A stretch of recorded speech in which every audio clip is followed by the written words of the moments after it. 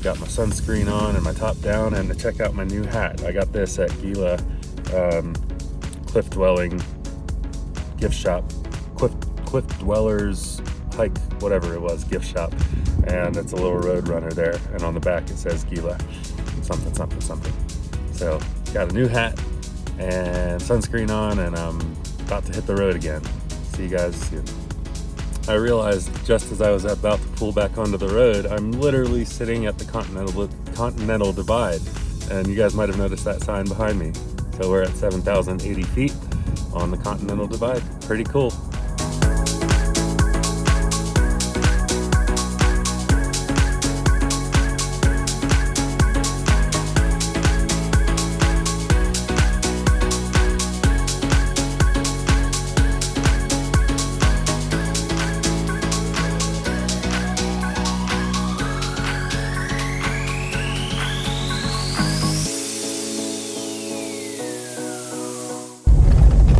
This is quite the rough road, as you could probably tell from the video.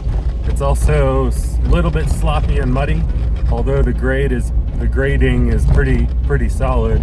I'm still 11 miles from my campsite that I've picked out, but we'll see. As long as the grade, the steepness isn't too bad, I should be able to get there if the road stays about like it is. I'm just trucking along in second gear at about 15 miles an hour.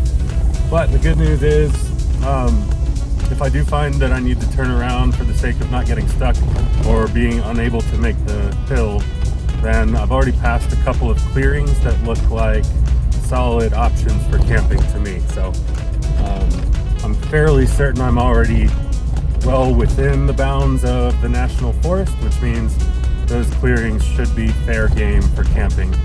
I just will have to forego the convenience of a vault toilet, which I can do if I need to.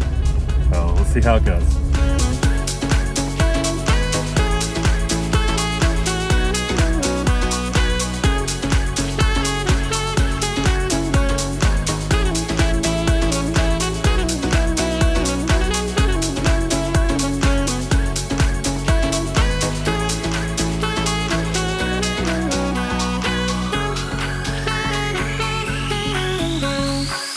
This is some really beautiful and rugged mountain terrain out here. The road is holding up okay. It's definitely not what I would pick for a Miata, but as long as I stay slow and pick my way through the bigger rocks, I'm making it just fine. I checked my maps again, and much to my disappointment, it's really not looking good for me to go through this way. So basically, if I continue on to the campground that I planned on being at, that's 5 more miles in on unknown roads that are getting a little bit worse as I go. One factor that's on my mind right now is that my Miata does not come with a spare tire.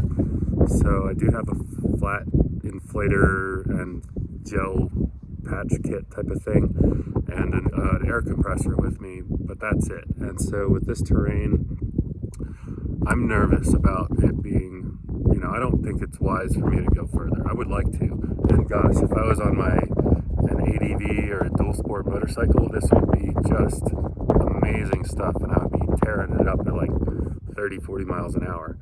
But I have to consider that I'm out here all by myself. I don't have cell signal here. I don't even actually have my satellite communicator with me on this trip. I didn't think I was going to be so remote as I am, but I think it makes good, wise sense to go ahead and turn around. Since I know I can make it through as far as I've been, I'm going to cut my losses and turn back. And there are a couple campgrounds. There was one proper campground that was on my way in that I'm going to stop in and see if I can camp there. And if not there, then one of the clearings that I passed. So, all good. I kind of realized that even though there are roads that go through to the other side of the mountain range, it's likely going to get worse. I mean, I'm only 8 to 10 miles in since I turned off pavement, and it's taken me a good chunk of time. And so it's getting worse. I just don't want to bank on being able to get through, especially in this vehicle. Love the Miata. This is not what it was made for, though.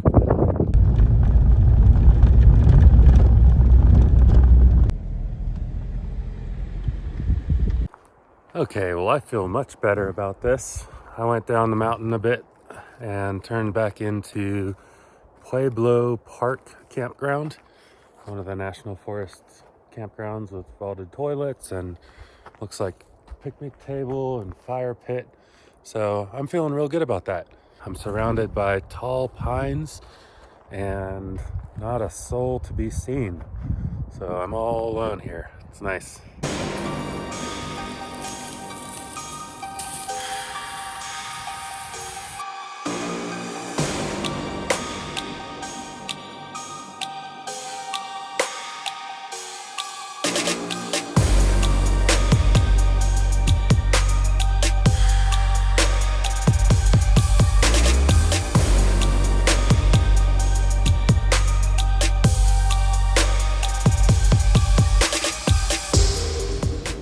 Good morning. Got camp all packed up. The sun is just starting to peek over the horizon. Well, it's not really yet, but the sky's turning blue and it's lightening up a little bit. So I'm headed back out of the wilderness and on to Tucson today. Actually, Sahuarita is where I'm staying, but south of Tucson. It's not terribly far, 250 miles or so. So I've got time to spare. I don't check in until 3 o'clock at my Airbnb. So I'm gonna take some nice back roads on the way out of the mountain and then stop somewhere probably around lunchtime that has Wi-Fi and try to upload some of these videos that I've been working on and not getting to you lately. So yeah, I've got probably about 7 miles of off-roady, rough road stuff to get back to the pavement. But at least I did it on the way in. I know I can do it on the way out. So, all right, check in later.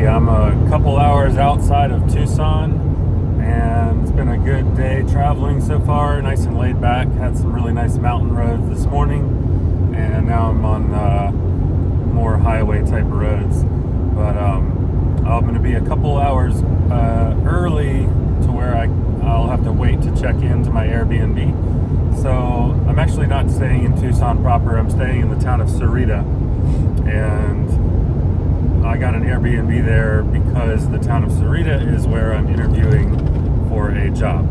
And so I decided to get a stay that's more local to that area and get to know what's around there a little bit more. So with that in mind, and with me being early, I'm going to go by the little town park called Sahuarita Lake Park and do some walking around the lake there and kind of scope out some of the public space that they have to offer. And we'll see how that is.